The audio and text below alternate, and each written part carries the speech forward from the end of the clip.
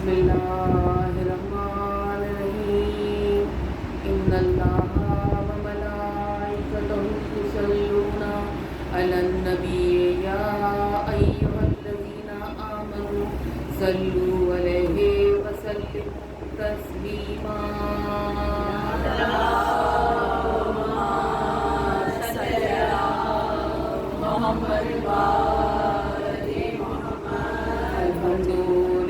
الملك الحق المبين الصلاة والسلام وتحية والإكرام على أشرف نبينا وخاتم المرسلين سيدنا ومولانا أبي القاسم محمد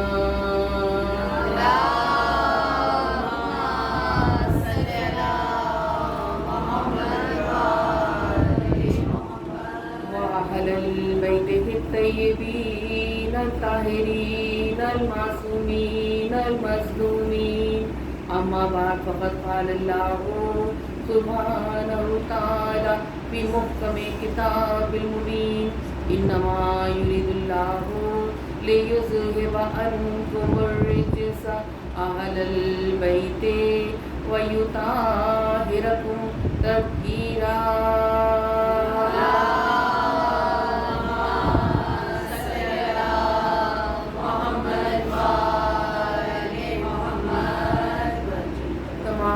تعریفیں اور حمد و ثنا اسی ذات واجب کے لیے جو لائق عبادت ہے، جو لائق حمد و ثنا ہے، جس کی نعمتوں کے شکر کے حق کو ادا نہیں کیا جا سکتا کہ رب کائنات نے ہم انسانوں کو اپنا شرف عبودیت عطا کیا اور اپنا دامن رحم کرم اور بڑھایا تو ہمیں اپنے حبیب کی امت میں قرار دیا اور اپنے دامن رحم و کرم کو اور بڑھایا تو پروردگار عالم نے اپنے خصوصی لطف و کرم سے ہمیں ان گھرانوں میں پیدا کیا کہ جو محبت آل محمد اپنے دلوں میں اس پروردگار عالم کی کس کس نعمت کا انسان شکر ادا کر سکتا ہے، خصوصاً ہم کہ جو اس فرش اعظم میں بیٹھنے کی سعادت حاصل کرتے ہیں، جو زیارت کی سعادت حاصل کرتے ہیں، ذکر محمد و آل محمد کو سنتے ہیں، ان کے فضائل کو سن کے خوش ہوتے ہیں، ان کے مصائب کو سن کے رنجیدہ ہوتے ہیں،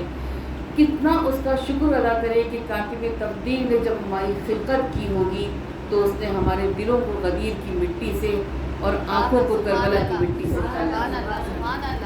کس طرح سے اس رب کائنات کا شکر ادا کیا جا سکتا ہے کہ شہزادی معصومہ کونین بنت رسول حضرت بطول رازیہ مرضیہ انسیہ کیا کیا میری بیوی کے فضائلوں سے بھرے نام ہے، محدثہ، میری بیوی کی نالیر پاک سے مس ہوئے ان خاک کے ذروں کے صدقے میں پروردگار عالم نے ہمیں ان گھروں میں پیدا کیا۔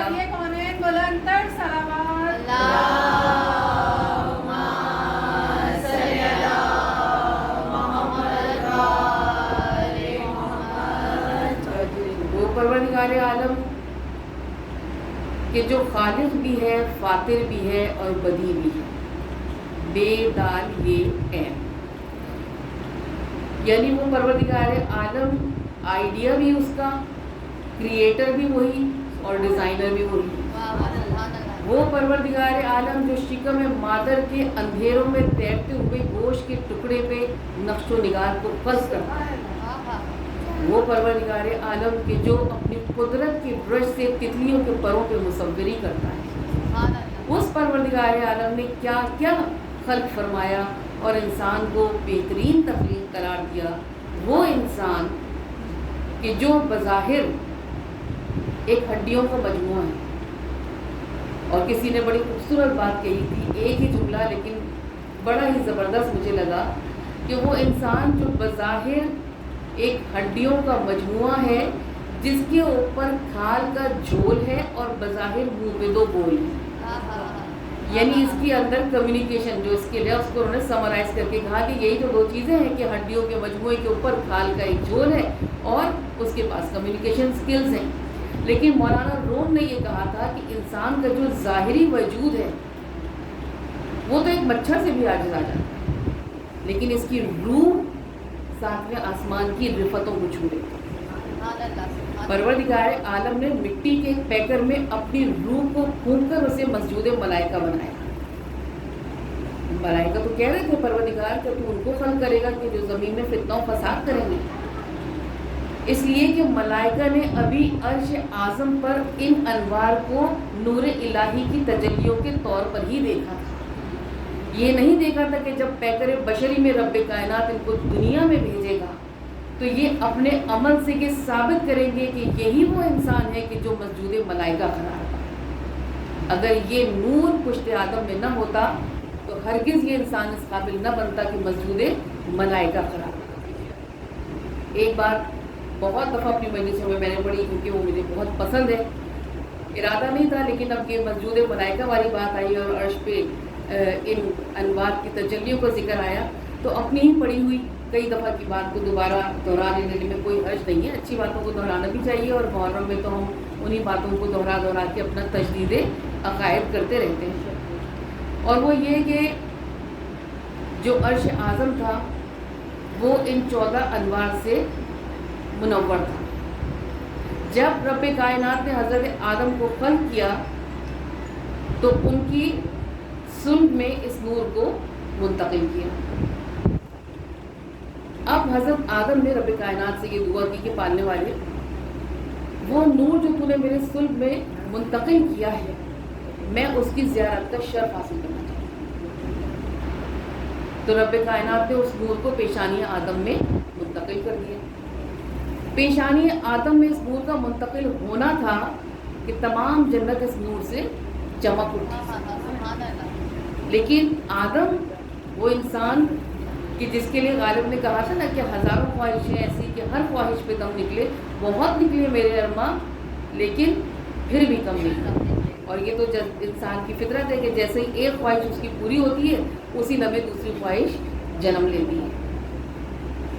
تو آدم نے کہا کہ پروردگار جنت تو پوری منور ہے اس نور سے، لیکن میں اپنی آنکھوں سے اس نور کا دیدار کرنا چاہتا ہوں۔ ابھی آدم نے ترک اولا نہیں کیا تھا، لہٰذا آدم کی زبان سے نکلا، رب کائنات نے اس دعا کو قبول کیا اور اس نور کو پیشانی آدم سے ہتھیلی آدم میں منتقل کر دیا۔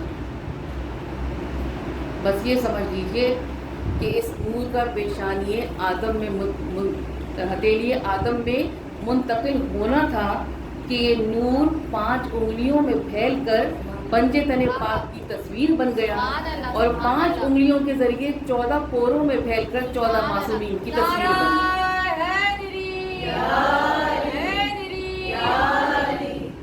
اللہ تعالیٰ نے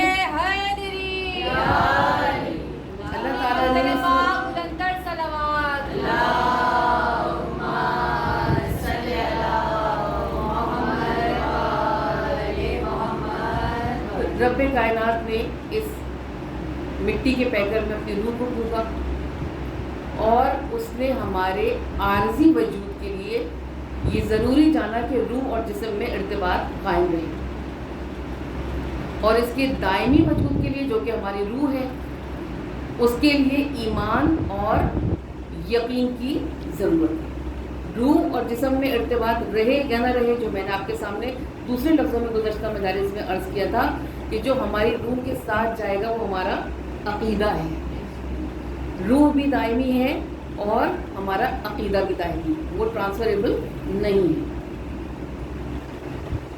حیرت اس بات کے اوپر ہوتی ہے کہ کل آپ کے سامنے جو میں نے عرض کیا تھا کہ اللہ تعالیٰ نے اس کاسہ سر میں ہمارے اس کنٹرول سینٹر کو، اس بہت ہی سپر کمپیوٹر کو اللہ تعالیٰ نے محفوظ کیا، اور آج صرف ایک نقطہ عرض کروں اس حوالے سے، اس کے بعد تو میں بعد میں اپنی بات کو آگے بڑھاؤں گی۔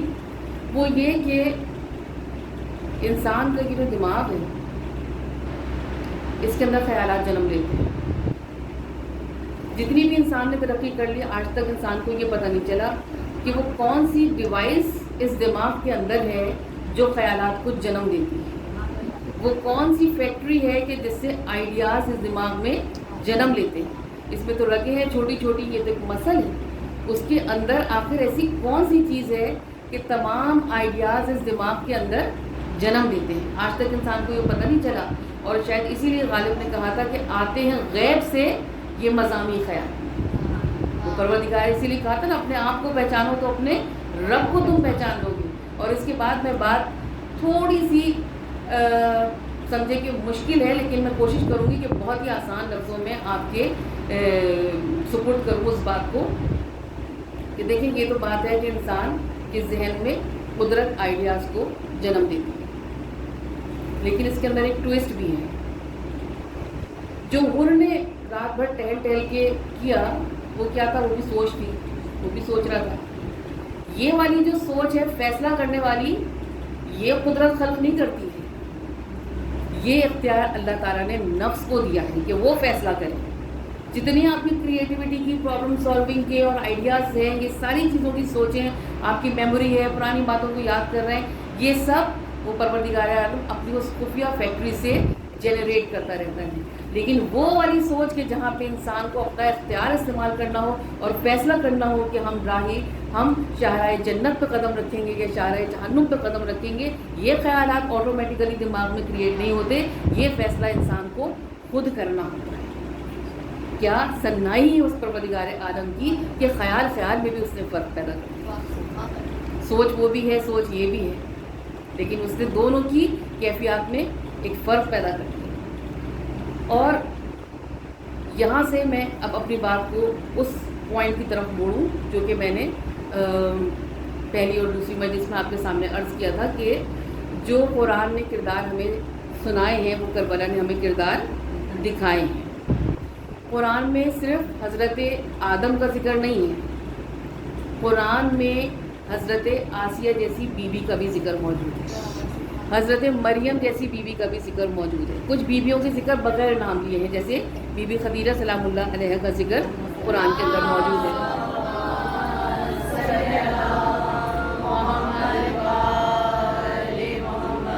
اسی قرآن میں حضرت سارہ کا بھی ذکر ہے, حضرت خدیجہ کا بھی ذکر ہے, میری معصومہ کونین شہزادی فاطمہ الزہرا سلام اللہ علیہ کا بھی ذکر ہے.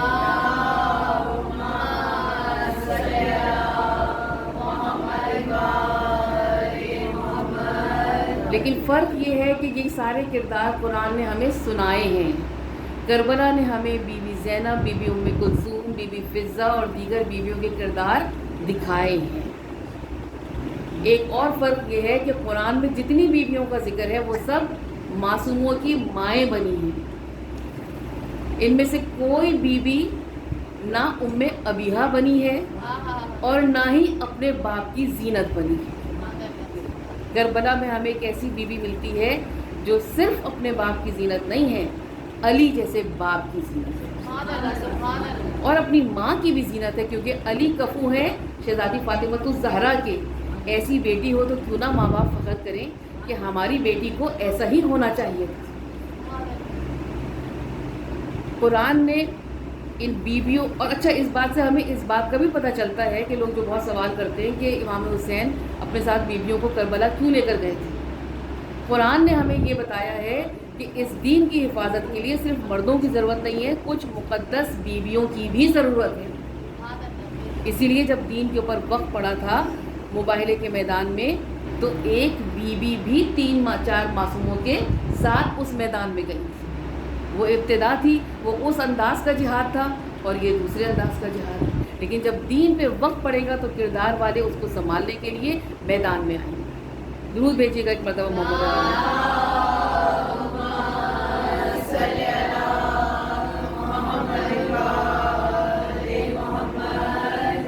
میں یہ سمجھتی ہوں کہ جس طرح مولا علی کا ذکر سن کے ایک اندر ایک اسٹرینتھ محسوس ہوتی ہے. اسلام میں ایک ایسی بات ہے کہ جب کوئی نعرہ حیدری لگاتا ہے تو اپنے اندر ایک جوش محسوس کرتا ہے, ایک کیفیت ہوتی ہے اندر جس کے اندر کوئی طاقت ہوتی ہے, کوئی جوش ہوتا ہے, کچھ ایمان ہوتا ہے, کچھ ایسی چیز ضرور ہوتی ہے جو اندر ایک دم سے ہوتی ہے.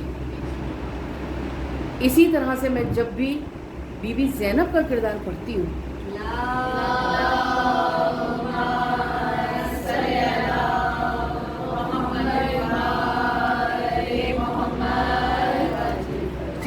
ایسا جتنا جتنا میں اس بی بی کے کردار کو پڑھتی جاتی ہوں مجھے ایسا لگتا ہے جیسے کہ کوئی اسٹرینتھ مجھے ملتی چلی جا رہی ہے، ایک انٹرنل چینج، مجھے بہت قوت اپنے اندر محسوس ہوتی ہے، کیونکہ یہ بی بی وہ ہے کہ دنیا سے جانے کے باوجود بھی جس طرح مولا علی کے نام سے آج تک اسٹرینتھ ٹرانسفر ہو رہی ہے مومنوں میں، اسی طرح سے اس بی بی کے اس دنیا سے پردہ کرنے کے باوجود بھی جب جب اس بی بی کا ذکر آئے گا ہم تمام دنیا کی عورتوں کو رہتی دنیا تک ایک قوت ملتی رہے گی، ایک اندر سے اسٹرینتھ ملتی رہے گی۔ یہ بی بی وہ ہے، وہ جملہ اپنے ذہنوں میں آپ لوگ محفوظ کیجیے گا، بہت سوچ سمجھ کے میں نے یہ جملہ لکھا۔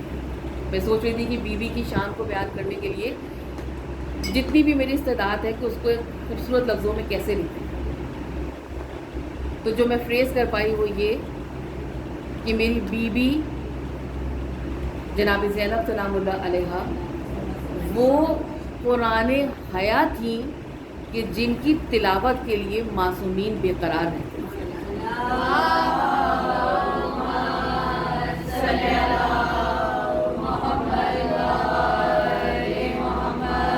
اور میری شہزادی جب اس دنیا میں تشریف لائیں تو جناب رسول خدا نے جو رحمت للعالمین ہیں، فخر انبیاء ہیں، انہوں نے اپنی آغوش میں لیا، اپنے سینے سے لگایا، وہ سینہ جو رحل قرآن تھا۔ رسول کی آغوش سے پھر جس آغوش میں آئیں وہ نبیوں کے سردار تھے، یہ ولیوں کے سردار۔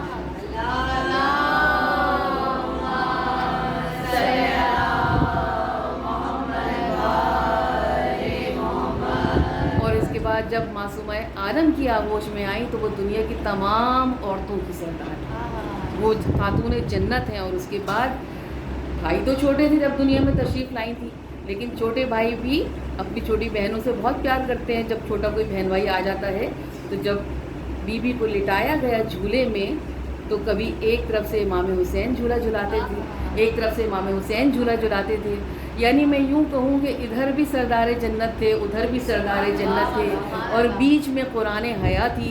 میں کہوں گی کہ کچھ اس طریقے سے دونوں بھائیوں نے اپنی اس بہن کو لیا ہوا تھا جیسے کہ کوئی سیپ اپنے اندر موتی کی حفاظت کرتی، کیونکہ وہ جانتے تھے کہ ہمارے جانے کے بعد ہماری لیگیسی کو اور ہماری قربانیوں کی یہ اسی طرح سے حفاظت کرے گی جیسے کہ کوئی سیپ اپنے اندر تمام سمندر کے مد و جزر کو جھیلتی رہتی ہے، لیکن اس موتی کو سنبھال کے رکھتی ہے جسے اس نے اپنے اندر چھپا کے رکھا ہوتا ہے۔ درود بھیجیے گا محمد۔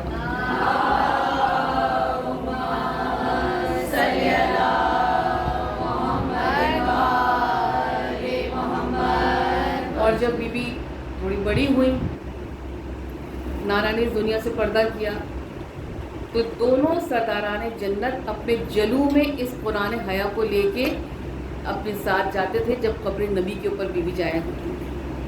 کبھی بھی ان کو دونوں بھائی تنہا نہیں چھوڑتے تھے۔ اچھا، بی بی کی جو لیڈرشپ سکلز ہیں، بات بیچ کی ساری چھوڑ کے میں ڈائریکٹ اس پوائنٹ کے اوپر آ رہی ہوں۔ کچھ چیزیں ایسی ہوتی ہیں جو ٹرانسفر ہوتی ہیں، کچھ چیزیں فزیکلی ٹرانسفر ہوتی ہیں، اور کچھ چیزیں جو نان فزیکل ہوتی ہیں وہ ٹرانسفر ہوتی ہیں۔ لیڈرز اپنے فالوورز کے اندر جوش، جذبہ، امید، یہ تمام چیزیں ٹرانسفر کرتے ہیں۔ اگر لیڈر کے اپنے اندر جوش نہیں ہوگا، جذبہ نہیں ہوگا، اس کا ویژن کلیئر نہیں ہوگا، وہ خود بہت ڈاؤن ہوگا تو اس کے فالوورز بھی ویسے ہی ہو جائیں گے۔ اچھا، اب اس کی مثال میں آپ کو دوں، تھوڑا سا ہمیں جانا پڑے گا ان بٹوین دا لائنز، اور ان بٹوین دا لائنز میں پھر ایک دفعہ اس بات کو بتانے سے پہلے ایک بچپنے کی بات اور آپ کے سامنے عرض کر دوں جو کسی کتاب میں آپ کو نہیں ملے گی، مجھے بھی کسی کتاب میں نہیں ملی۔ میں نے اپنی عقیدت کے چشمے سے اور اپنی جتنی بھی تھوڑی بہت معرفت میں حاصل کر سکتی ہوں اس کے قلم سے میں نے تھوڑا سا بٹوین دا لائنز دیکھنے کی کوشش کی۔ بہت ہی مشہور بات ہے، ہمیشہ ہم فضائل میں سنتے ہیں کہ جب عید کی رات تھی، یعنی اگلے دن عید ہونی تھی، تو دو چھوٹے چھوٹے بچوں نے اپنی ماں سے یہ سوال کیا تھا کہ اماں ہمارے عید کے کپڑے کہاں ہیں؟ تو جنت سے بی بی نے کیا کہا تھا کہ تمہارے لباس جو ہیں وہ درزی کے پاس ہیں، اور رضوان جنت درزی بن کے اس سعادت کو حاصل کرنے کے لیے اس در پہ پہنچ گیا جس کا اس نے برسوں انتظار کیا تھا۔ تو تاریخ میں اتنا ہی ہمیں ملتا ہے کہ دونوں بچوں کے ایک کا سبز اور ایک کا سرخ لباس جنت سے آ گیا تھا. بیوی جو کہتی تھی وہی بات ہو جایا کرتی تھا. تاریخ ہمیں اتنا ہی بتاتی ہے نا. یہ میں نے جو سوچا وہ یہ کہ جس وقت امام حسن اور امام حسین اس قابل تھے کہ وہ اپنی ماں سے گفتگو کر سکیں, اتنے بڑے ہو گئے تھے, تو ان کی باقی دونوں چھوٹی بہنیں بھی اس دنیا میں آ چکی تھیں. اللہ تعالیٰ جو رحمان و رحیم ہے عام بندوں پر بھی, یہ تو وہ بندے جن پہ اس نے اپنا انعام نازل کیا ہے, یہ تو وہ گھر ہے کہ جس کو فضیلتوں نے چاروں طرف سے گھیرا ہوا ہے. تو یہ کیسے ممکن ہے کہ 2 بچوں کے لیے تو لباس آئیں اور جو 2 معصوم بچیاں ہوں اس گھر میں ان کے لیے لباس نہ آئیں. بھائی عید کا دن ہوتا ہے, تہوار کا دن ہے, مسلمانوں کا سب سے بڑا تہوار ہے. یا تو بیٹیاں باپ کے گھر جاتی ہیں یا پھر باپ بیٹی کے گھر آئے ہوں گے. اب باپ وہ ہیں جن کے لیے اللہ نے فرمایا کہ ہم تمہیں اتنا عطا کریں گے کہ تم راضی ہو جاؤ گے, اور باپ وہ ہیں جو کہتے ہیں کہ فاطمہ میرا جزو ہے. تو لباس میرا جو جتنی بھی معرفت ہے وہ یہ کہتی ہے کہ وہ جو لباس آئے تھے وہ صرف امام حسن اور امام حسین کے نہیں آئے تھے, بلکہ دونوں بچیوں کے بھی لباس آئے تھے اور ان کی ماں کے بھی لباس آئے تھے. اس لیے کہ جب نانا گھر میں تشریف لائے ہوں گے یا یہ ملنے گئی ہوں گی تو مسافہ بھرا ہوگا, عید کی مبارکباد دی ہوگی, گلے سے لگایا ہوگا, پیار کیا ہوگا. تو کیا رسول اس پہ راضی ہو سکتے ہیں کہ بیٹی ان کی اور عید کے دن پرانے اور بوسیدہ لباس میں؟ جنت کے لباس آنا ایسی کوئی حیرانی کی بات ہی نہیں تھی. اللہ تعالیٰ تو بہت اس نے پلاننگ کی ہوئی ہے, جب اس دنیا کو خلق کیا تھا جب سے اس نے پلاننگ کی ہوئی ہے نا اس دنیا کی. ایسا تو نہیں تھا کہ جب حضرت آدم نے ترک اولا کیا تو کہا کہ تم زمین پہ اتر پڑو, تو جب ترک اولا ہو گیا تو اللہ نے سوچا کہ چلو اب ایسا کرتے ہیں ان کو سزا دینے کے لیے زمین بنا لیتے ہیں.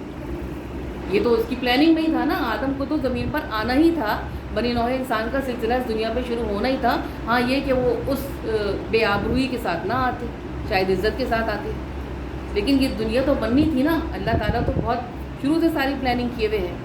تو پروردگار عالم ہر چیز کی اتنی پلاننگ کرنے والا کہ کیسے ممکن ہے کہ وہ ایک لمحے کے لیے بھی یہ برداشت کرے کہ اس کے رسول کا دل ان کی بیٹی کی طرف سے رنجیدہ ہو, جن کے لیے انہوں نے یہ فرمایا کہ جس نے فاطمہ کو رنجیدہ کیا اس نے مجھے رنجیدہ کیا, اور جس نے مجھے رنجیدہ کیا اس نے اللہ کو رنجیدہ کیا. درود بھیجیے گا.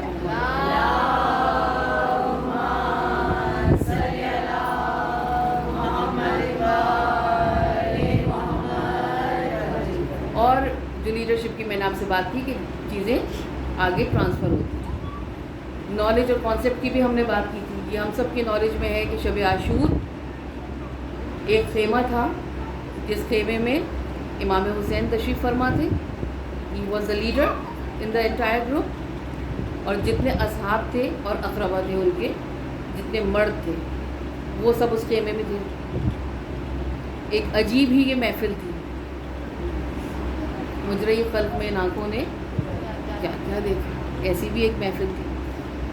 اور اس محفل میں لیڈر نے ایک بات کہی جو ہماری سب کی نالج میں ہے کہ ان لوگوں کو صرف مجھ سے مطلب ہے, یہ لوگ میری خون کے پیاسے ہیں, تم لوگوں میں سے جو جانا چاہتا ہے وہ چلا جائے. اور اس کے بعد چراغ کو آپ نے گل کیا. اتنی بات ہم سب کی نالج میں ہے.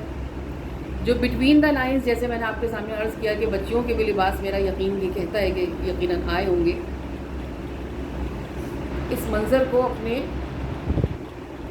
معرفت کی آنکھ سے اگر ہم دیکھیں تو یہ ذہن میں رکھیے گا کہ انسان کی جو کمیونیکیشن سکلز ہیں نا وہ صرف زبان سے نہیں بولتا ہے, بلکہ اس کی باڈی لینگویج بھی بہت کچھ بولتی ہے, آنکھیں بھی بہت کچھ بولتی ہیں. جو ہار کے جاتا ہے میدان سے اس کی چال اور ہوتی ہے, جو جیت کے جاتا ہے اس کی چال اور ہوتی ہے. کوئی بتائے یا نہ بتائے چال بتا دیتی ہے کہ ہار کے کون گیا اور جیت کے کون گیا, یعنی چال بھی انسان کی بولتی ہے. اب امام حسین نے جو جملے کہے ہیں جملے یہی ہوتے. میں تو صرف یہ تصور کرتی ہوں کہ اس وقت میرے مولا کی باڈی لینگویج کیا ہوگی, کس انداز میں مولا بیٹھے ہوں گے, آنکھوں میں کیا کانفیڈنس ہوگا. دیکھیے اگر یہی بات مایوسی اور بیچارگی سے کہی جاتی کہ اب تو یہ لوگ میری جان کے پیاسے ہیں, تم لوگوں میں سے جو جانا چاہتا ہے وہ چلا جائے.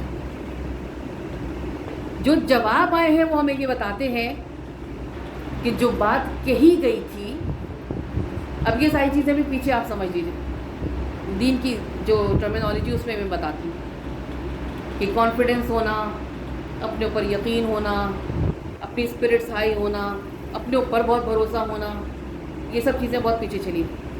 देखिए हम पढ़ते हैं सूरह फजर की आखिरी आयत क्या है, अल्लाह ताला ने पुकारा है इमाम हुसैन को क्या कहते हुए, ए इत्मीनान से भरे हुए नफ्स तू लौट आ मेरी तरफ। अल्लाह वो है जिसने उस वक्त मॉनिटरिंग नहीं शुरू की थी इमाम हुसैन के नफ्स की जब शिम्र अपना खंजर लेके उनके सीने पे सवार था।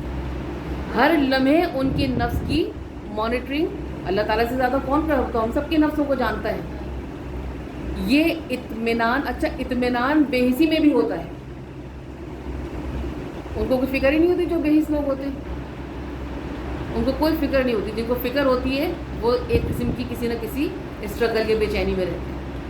लेकिन मेरे मौला ने जिस इत्मीनान नफ्स की कैफियत के साथ ये बात कही है वो ये बताती है कि ये इत्मीनान बेहिसी वाला नहीं था बल्कि मारिफत की मेराज पर पहुंचा हुआ।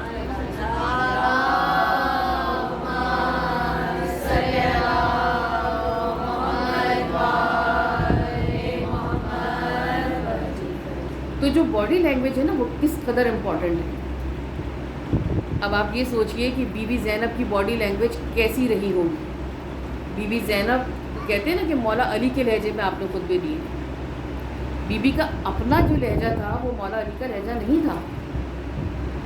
मैंने खुद किताब में पढ़ा है कि बीबी का लहजा बिल्कुल मासूमाए कौनैन का लहजा था,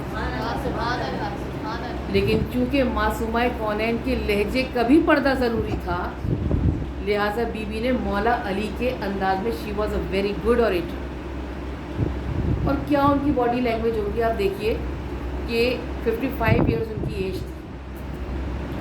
उस एज में वहाँ देखिए जहाँ से उनकी तरबियत शुरू हुई, 5 मासूमों के साए में उनकी तरबियत हुई है। और यानी जनाब रसूल खुदा मौलाए कायनात बीबी फातिमा और दोनों भाई उनके इमाम हसन इमाम हुसैन, 5 मासूमों के साए में उनकी तरबियत हुई। और इस तरबियत का असर उन्होंने ये दिखाया कि वो 2 मासूमों को करबला जैसे आलाम से बचाकर शाम और कूफा की मंजिलों से गुजरती हुई मदीने तक लेकर आए। मेरी बीबी वो हैं कि जो किसकी नवासी हैं, जिनका माल इतना पाक था कि अल्लाह ताला ने उनके माल को अपना माल करार दिया। तो क्या मेरी बीबी के लिए कोई आयत नहीं होगी? सूरह तौबा की आयत नंबर 32,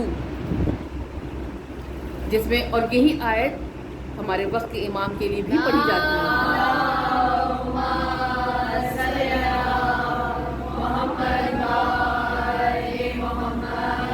और आयत का तर्जुमा ये है कि ये लोग ये चाहते हैं कि ये अल्लाह के नूर को अपने मुंह की फूकों से बुझा दें।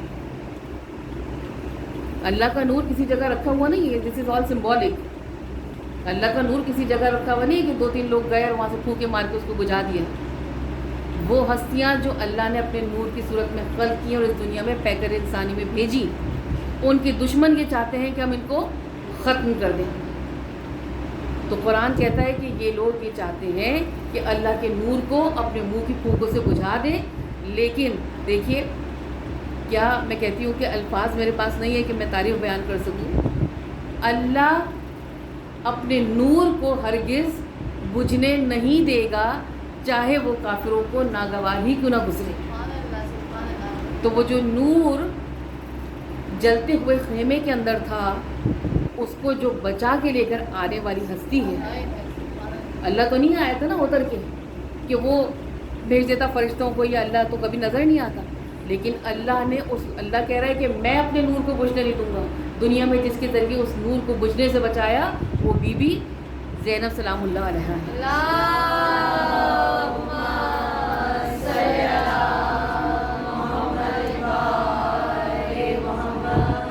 अच्छा, मुझे भी थोड़ी सी एनर्जी चाहिए आप लोगों से, तो ज़रा से अच्छी सी आवाज़ में दुरूद भेज दें।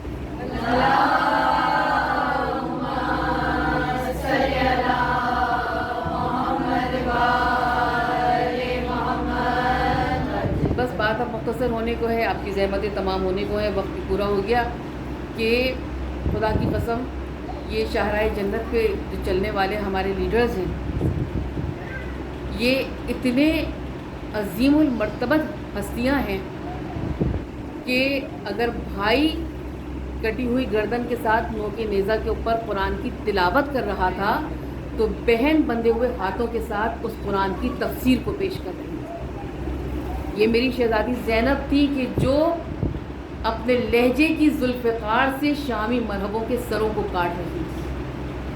وہ میری بیوی کا مقام ہے. سوچئے کہ میری بیوی کی کیا باڈی لینگویج ہوتی ہوگی، کیونکہ بیوی سے یہ ساری انرجی ان تمام بیویوں میں ٹرانسفر ہونی تھی کہ جن کے اوپر سب سے زیادہ مصائب پڑے تھے. صرف لفظ نہیں تھے، بیوی کو اپنے آپ کو سب سے زیادہ اسٹرانگ ثابت کرنا تھا، کیونکہ جس طرح حضرت امام حسین اپنے اصحاب کے لیڈر تھے، اسی طرح سے میری بیوی ان تمام بیویوں کی اس وقت لیڈر تھی. اور جب کربلا پہنچے ہیں، 2 بیٹے میری بیوی کے، حضرت اون اور حضرت محمد، 8 اور شاید 10 سال کی ان کی عمریں تھیں. امام حسین جب خیمے میں آئے تو انہوں نے اپنی بہن سے کہا کہ زینب یہ بہت چھوٹے بچے، یہ ان کو تم جنگ میں نہ بھیجنا، کہ بہت ظاہر ہے کتنے کیا عمر ہوتی ہے. آپ سوچیے ہمارے بچے 8 اور 10 سال کے ہوتے ہیں تو 4 اور 5 کلاس میں ہوتے ہیں، کتنے چھوٹے بچے. میری بیوی نے کہا کہ بھیا 2-3 باتیں انہوں نے عرض کی. کہا کہ ابھی آپ اس وقت کی شدتوں کو اپنے ذہن میں رکھیے گا کہ بھوک بھی ہے، پیاس بھی ہے، خیمے میں ہے، ایک کے بعد ایک جا کے لوگ شہید ہو رہے ہیں، آگے جو حالات پیش آنے والے ہیں اس کا بھی اندازہ ہے کہ کتنا سخت وقت ہے یہ. اس وقت جب امام حسین نے یہ بات کہی آ کے تو آپ نے 2 باتیں کہی ان سے. کہا کہ بھیا یہ چھوٹے تو بہت ہیں لیکن یہ بہت بہت بڑے لوگوں کے پوتے اور نواسے ہیں. یہ جعفر کے پوتے ہیں اور علی کے نواسے ہیں. بھیا یہ اسی طرح لڑیں گے، آپ بالکل فکر نہ کیجیے، یہ اسی طرح لڑیں گے جیسے احد میں علی لڑے تھے. اور دوسری بات میری بیوی نے یہ کہی کہ دیکھیے بھیا، ماں کا کوئی حق کبھی ادا نہیں کر سکتا. جس ماں نے مجھے پالا ہے کیا یہ اس کا حق نہیں ہے کہ اس کی بیٹے کے اوپر وقت پڑا ہے تو جو میرے پاس ہے وہ میں اس پر فدا کر دوں؟ میری تمام سلطنت، تمام دولت، تمام زر ایک میں ہوں اور یہ میرے 2 بچے ہیں. مولا نے کہا نسل جعفر ختم ہو جائے گی. میری بیوی نے کہا میری ماں نے 2 معصوم دیے تھے اس دین کو، میں بھی 2 معصوم دوں گی اس دین. میں اپنی ماں کی ورثہ دار بنوں گی. اس نے بھی 2 معصوم بیٹے دیے تھے، میں بھی 2 معصوم بیٹے دوں گی. میرے مولا سمجھ گئے کہ اب بچے بھی بالکل تیار ہیں بلکہ بے قرار ہیں جنگ میں جانے کے لیے، اور بیوی بھی اپنے بیٹوں کو ضرور میدان میں بھیجیں گی. اب میں نے یہ سوچنا شروع کیا کہ وہ ماں جس کے بچے جا رہے ہوں جنگ کرنے کے لیے اور اس کو یہ پتا ہو کہ اب وہ ان کو زندہ نہیں دیکھے، اس ماں نے کیسی نظروں سے اپنے بچوں کو دیکھا ہوتا. اور پھر میرے ذہن میں یہ خیال آیا کہ کچھ عجب نہیں کہ بیوی کو وہ وقت یاد آیا ہو کہ جب بی بی فاطمہ زہرا کا آخری وقت تھا اور انہوں نے اپنے چاروں بچوں کو، ان کے بالوں کو سنوارا تھا، ان کے رخساروں کے بوسے لیے تھے، اپنے سینے سے لگایا تھا، کیونکہ ماں جانتی تھی کہ اب اس کے بعد ماں اپنے بچوں کو اس طرح نہیں دیکھ سکے. شاید بی بی کو یہی منظر یاد آیا ہو اور انہوں نے اپنے بچوں کے گیسوؤں کو سنوارا ہو، ان کے رخساروں کے بوسے لیے ہوں، ان کو اپنے گلے سے لگایا ہو. اور اس سے زیادہ قیامت کی بات یہ ہے عزاداروں کہ زینب نے یہ فیصلہ بعد از شہادت اون محمد نہیں کیا تھا کہ زینب کو اپنے بچوں پہ گریہ نہیں کرنا ہے. تو جب جا رہے ہوں گے اور آہستہ آہستہ ماں کی نظروں سے دور ہوتے جا رہے ہیں، بی بی کی آنکھوں سے کتنے آنسو بہے ہوں گے، اس لیے کہ اب جب شہادت ہو جائے گی نا پھر زینب ان بچوں کو نہیں روئے گی. جب شام کے آئے ہیں تمام سر واپس کیے گئے اور شام میں جب مجلس ہوئی ہر بی بی نے اپنے اپنے شہید کے سر کو اپنی گودی میں لے لیا تھا. بس 2 سر تھے چھوٹے چھوٹے بچوں کے. تو شام کی عورتوں نے یہ سوال کیا تھا کہ کیا ان کی ماں زندہ نہیں ہے؟ عزاداروں آپ ان دنوں میں نہ روئیں گے تو کب روئیں گے؟ یہ عزا کے دن ہے اور اس بیوی کو پرسہ دینا ہے جو خود اپنے بچوں پہ نہیں روتی. آخری بس میرا جملہ یہ ہے کہ جب چہلم پر یہ قافلہ واپس کربلا آیا تو بیویوں نے اپنے آپ کو ناکوں سے گرا دیا تھا اور اپنے اپنے پیارے کی قبر پر گئی تھی. اور جب یہ 3 دن کے بعد قافلہ واپس روانہ ہوا تو کہتے ہیں کہ بیوی نے اپنے ناقے پر سے مڑ کے دیکھا گنج شہیداں کی طرف. جو ہلکی ہلکی ہوا چل رہی تھی اس میں میری بیوی کے کانوں نے اور محمد کی وہی آواز سنی جو ان کی زندگی میں آخری مرتبہ سنی تھی. اور میری بیوی نے یہ محسوس کیا کہ گویا 2 ننھے ہاتھ 2 بچوں کے ان کے بازوؤں کو چھو رہے ہیں اور کہہ رہے ہیں کہ اماں آپ سب کو روئی, آپ نے سب کو الوداع کیا. عزاداروں میری بیوی جب کربلا پہنچی, جب تمہارا مدینے پہنچی ہے, بس آخری جملہ سنیے گا, جب میری بیوی کب روئی ہے میری بیوی اپنے بچوں کو جب پہنچی ہے مدینے, میری بیوی اپنی ماں کی قبر پہ گئی ہے. میری بیوی نے کہا کہ تمام بیویاں مجھے تنہا چھوڑ دیں. سب سوچنے لگے شاید بیوی اپنے بازوؤں کی رسم نیل دکھائیں گی اپنی ماں کو. پورا دن گزر گیا لیکن جب رات آئی میری بیوی نے اپنی ہمتوں کو جمع کیا اور اتنا کہا کہ اماں یہ ٹھیک ہے کہ آپ کو بھرا گھر اجڑ گیا لیکن اماں روئے زمین پر زینب کو کوئی ماں کہنے والا